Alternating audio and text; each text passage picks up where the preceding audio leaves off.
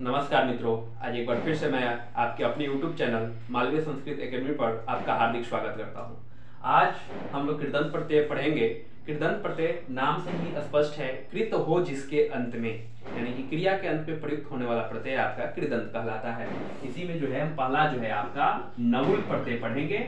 देखते हैं कि नवुल प्रत्यय कैसे बनता है। तो ध्यान रखना है कि नवुल प्रत्यय जो है आपका अर्क में बदल जाता है। कहता है कि कर्ता कारक बनाने के लिए धातुओं में नवुल प्रत्यय का प्रयोग किया जाता है। एक चीज ध्यान देने वाली बात है, कर्ता कारक बनाने के लिए, करने वाले के अर्थ में जो कार्य किया जाता है करता है, उसके अर्थ में जो है नवुल प्रत्यय का प्रयोग किया जाता है। और नवुल प्रत्यय जो है अक में बदल जाता है, विसर्ग का आगमन होता है, डायरेक्ट आपका अक में बदल जाता है, पुनः जो है विसर्ग का आगमन होता है। देखते हैं, जैसे पठ जोड़ नवुल। तो इसमें जो होगा सबसे पहले स्टेप बनाने का नियम होगा आपका स्टेप 1 कि प्रारंभिक वर्ण की जो है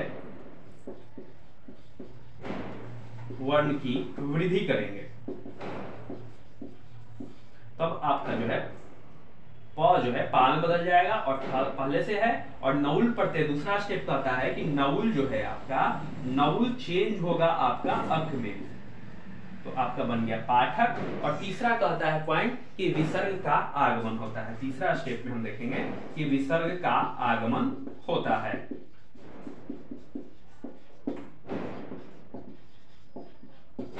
तो ये तीन स्टेप हम लोग ध्यान देंगे, आपका नवुल प्रत्यय बन जाएगा। पहला स्टेप कि प्रारंभिक वर्ण की वृद्धि करेंगे, जैसे क्री धन नवुल आपका रहेगा, तो क्या बन जाएगा, क्री से कारक, री बदल गया र में कारक। इसी प्रकार गै धन नवुल अगर रहे तब क्या, और नवुल बदल गया आपका अक में, तो आपका हो गया इस प्रकार से, और विसर्ग का आगमन हो रहा है गायकः। अब आगे देखते हैं नेक्स्ट प्रत्यय, देखते हैं तुमुन प्रत्यय। के लिए के अर्थ में धातुओं में तुमुन प्रत्यय का प्रयोग किया जाता है। तुमुन प्रत्यय में यह तुम में बदल जाता है। जैसे देखेंगे क्या बनेगा, पठ धन तुमुन अगर रहे आपका तो क्या बनेगा, देखते हैं पठितुम, इसका मतलब हुआ कि पढ़ने के लिए। इसी प्रकार खेल धन तुमुन बन जाएगा आपका, खेल धन तुमुन आपका खेलितुम, यानी कि खेलने के लिए। अब आपका वाक्य भी अगर रहे अनुवाद बनाने के लिए, वो पढ़ने के लिए विद्यालय जाता है, तो हम बना सकते हैं सः पठितुम विद्यालयम गच्छति, वो पढ़ने के लिए विद्यालय आता है, सः पठितुम विद्यालयम आगच्छति। तो इस प्रकार से आप जो है इसका प्रयोग अनुवाद के लिए भी करते हैं। तो तुमुन प्रत्यय में ध्यान रखना है कि तुमुन प्रत्यय जो है के लिए के अर्थ में प्रयुक्त होता है, और यह जो है तुम में बदल जाता है। प्रायः यह चतुर्थी विभक्ति में प्रयोग करने में देखने को मिलता है, तो इसको ध्यान रखें, काफी महत्वपूर्ण है आपके एग्जाम में। आपको इसमें सरल ये है कि आपको देखना है कि जिसके अंत में तुम दिखाई दे वो आपका तुमुन प्रत्यय है। आगे का प्रत्यय ध्यान देना है कि ल्यूट प्रत्यय अनम में बदल जाता है। ये चीज आप ध्यान रखना है कि जिसके अंत में आपको अनम दिखाई दे तो वो आपका ल्यूट प्रत्यय। ये काफी महत्वपूर्ण प्रत्यय है आपका कृदंत का, आपके एग्जाम के दृष्टिकोण से इसको आप जरूर ध्यान रखें कि ल्यूट जो है अनम में बदल जाता है। आप देखेंगे कैसे बनता है, तो पठ है और उसके बाद ल्यूट आया है, तो क्या बनेगा, तो पठ जो है अनम में बदल गया, ठ आधा होता है सब में, पठनम। इसी प्रकार ज्ञा जो ल्यूट है क्या बन जाएगा आपका, ज्ञानम। भू जोड़ ल्यूट क्या बन जाएगा, तो ऊ जो है बदल जाता है व में। हम यन संधि के नियम से जानते हैं, यन बदलता है, य बदलता है ई में, व बदलता है ऊ में, र बदलता है री में, और ली बदलता है ल में। तो ये आपका ऊ बदल गया व में, तो भाव हो गया, और ल्यूट बदल गया आपका अनम में। तो इस तरह से हुआ आपका भाव अनम भावनम। तो ये देख करके जाए, काफी महत्वपूर्ण है। आगे और देखते हैं क्या है, त्रिच प्रत्यय। तो त्रिच प्रत्यय बदलता है आपका ता में और त्रि में। अब देखेंगे कि क्या बनता है आपका त्रिच प्रत्यय है, तो एक बनेगा आपका नेत्री और एक बदलेगा आपका नेता। दो इसमें बनेगा आपका, ध्यान रखेंगे कि एक बनेगा नेत्री और एक बनेगा नेता, पुल्लिंग के लिए नेता, स्त्रीलिंग के लिए नेत्री नेत्री। इसी प्रकार क्री से बनेगा आपका कर्ता और कर्त्री, इस प्रकार से बनेंगे। तो ये त्रिच प्रत्यय काफी सरल है, जिसके अंत में आपको ता दिखाई दे, कृदंत धातु के अंत में होना चाहिए, वो संज्ञा सर्वनाम और विशेषण के अंत में जब प्रयुक्त होगा तो वो आपका तल प्रत्यय बदल जाएगा, वो तल में चला जाएगा, जिसमें हमने पढ़ा था कि पशु जोड़ तल पशुता। लेकिन यहां कह रहा है कि धातु के अंत में होना चाहिए, यानी कि कोई धातु होना चाहिए। ये चीज ध्यान देने वाली बात है कि इसमें कोई धातु होना चाहिए, और धातु के बाद अगर कोई त्रिच प्रत्यय आया हो तो वो त्रि में बदलेगा और ता दोनों में बदलेगा, यानी कि पुल्लिंग के लिए ता और स्त्रीलिंग के लिए त्रि। देखिए घई प्रत्यय जो काफी सरल है। घई प्रत्यय ध्यान रखना है कि यह विसर्ग में बदलता है। घई प्रत्यय विसर्ग में बदलता है। इसका बनाने का नियम है, पहला स्टेप कि इसमें आरंभिक वर्ण की वृद्धि होती है, तो आरंभिक वर्ण की वृद्धि करेंगे तो प से पा हो गया और थ पहले से ही है और बस विसर्ग का आगमन होगा इसमें। विसर्ग यानी कि घई बदल गया है विसर्ग में, तो विसर्ग लगा देंगे पाठ, पठ जोड़ घई पाठ। अब रहेगा कि लभ धन घई क्या बनेगा, तो आरंभिक वर्ण की वृद्धि और घई आपका विसर्ग में बन गया। काफी सरल है। आपका ध्यान देना है कि घई प्रत्यय जो है विसर्ग में बदलता है। ये चीज मेन याद देने वाली बात होती है कि घई किस में बदल रहा है, तो वो आपका विसर्ग में बदल रहा है। इसी प्रकार हम और भी देख सकते हैं, जैसे कि रम अगर रहे और घई प्रत्यय लगा हो तो रामः बनेगा। रामः शब्द जो है रम धातु में घई प्रत्यय के संयोग से रामः शब्द का निर्माण होता है।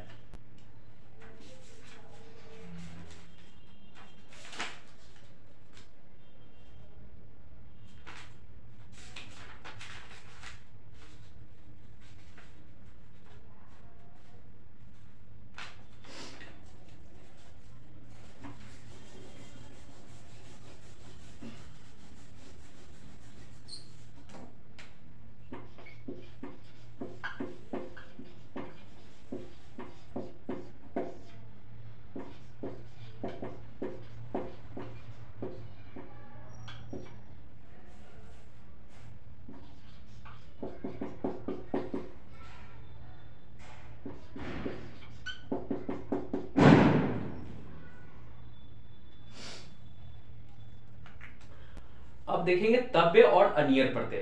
तो तव्य और अनियर प्रत्यय का प्रयोग चाहिए के अर्थ में किया जाता है। यह ध्यान देने वाली बात है कि चाहिए के अर्थ में आपका तव्य और अनियर प्रत्यय का प्रयोग किया जाता है। आपके एग्जाम में पूछा जा सकता है कि चाहिए के अर्थ में किस प्रत्यय का प्रयोग किया जाता है, तो वो आपका होता है तव्य और अनियर। अब इसमें क्या बनता है, तो पठ धन तव्य है, तो ये बन जाएगा पठितव्य। ध्यान देंगे पठितव्य। जिसके अंत में आपका तव्य दिखाई दे वो आपका तव्य या तव्यत भी कहते हैं, तव्यत प्रत्यय। और फिर अगर इसी में अनियर प्रत्यय लग गया तब देखते हैं कि क्या बनता है, तो पठितव्य में जब अनियर प्रत्यय लग जाएगा तो ये आपका जो शब्द बनेगा वो आपका बनेगा पठनीय, यानी कि पढ़ना चाहिए। इसका भी मतलब होता है पढ़ना चाहिए। इसी प्रकार जो है भू धन तव्य रहेगा, तो ऊ जो है इसमें व में बदल गया यन के नियम से, तो भाव हो गया और भवितव्य।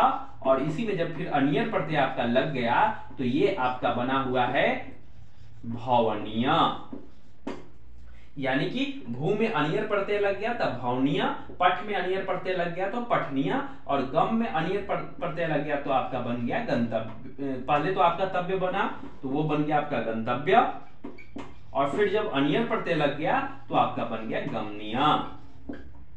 तो इस प्रकार से ये तव्य और अनियर प्रत्यय है। जिसके अंत में आपको अनिय दिखाई दे, तो ध्यान देने वाली बात है कि वो आपका अनियर प्रत्यय है, और जिसके अंत में तव्य दिखाई दे तो वो आपका तव्य प्रत्यय है। ये काफी महत्वपूर्ण है आपके एग्जाम के हिसाब से, इसको जरूर ध्यान रखिए। और ल्यप प्रत्यय ये काफी महत्वपूर्ण है आपके एग्जाम के दृष्टिकोण से। हमेशा बार बार ये प्रश्न पूछे जाते हैं कि त्वा प्रत्यय और ल्यप प्रत्यय में क्या होता है, तो ये कर का अर्थ प्रकट करते हैं। जैसे कि वह पढ़कर विद्यालय जाता है, अगर इस प्रकार का वाक्य अगर बनाने के लिए हो तो उसमें हम त्वा और ल्यप प्रत्यय का प्रयोग कर सकते हैं। अब देखते हैं कि पठ जो त्वा जो है क्या बनेगा, तो कत्वा भी कहते हैं हम लोग इसको। पठ जो धन कत्वा है आपका, तो ये बन जाएगा आपका पठित्वा, और गम धन कत्वा है फिर आपका, तो ये आपका बन जाएगा गत्वा। तो इसका मतलब हुआ कि पढ़कर जाकर, जैसे रहेगा कि वह पढ़कर विद्यालय आता है, तो सब पठित्वा विद्यालयम आगच्छति, वह पढ़कर खेलने जाता है। तो इसी प्रकार से जो है हम त्वा प्रत्यय का प्रयोग करके इसमें बना सकते हैं। तो काफी महत्वपूर्ण आपका प्रत्यय है। ध्यान देने वाली बात है, बहुत ही सरल है कि जिसके अंत में आपको त्वा दिखाई दे वो आपका जो है त्वा प्रत्यय कह सकते हैं। त्वा प्रत्यय उच्चारण जो भी आप करें कर सकते हैं। इसी प्रकार से जो है ल्यप प्रत्यय जो है, ये जो है आपका, इसमें ध्यान देने वाली बात है कि ये जो है शुरुआत में इसका उपसर्ग होगा, यानी कि इसका पहचान का नियम है कि धातु के पूर्व जो है इसमें कोई उपसर्ग लगा हुआ होगा, और अंत में आपका इसमें ल्यप प्रत्यय में क्या होता है कि ल और प का लोप हो जाता है और सिर्फ जो है य जुड़ता है। जैसे प्र जोड़ दा जोड़ ल्यप है तो ये बन गया आपका प्रदाय, वी जोड़ हा जोड़ ल्यप है तो आपका बन गया विहाय।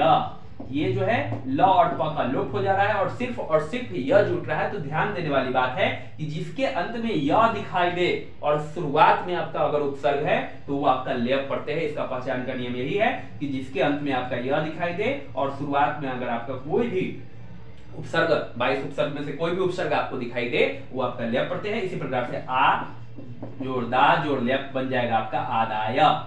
तो इसी प्रकार से ये आपका बनेगा, एक बार इसको जरूर ध्यान में रखें, काफी सरल है। आगे फिर मिलेंगे अपनी एक नए वीडियो के साथ, तब तक के लिए नमस्कार, धन्यवाद, नमः संस्कृताय।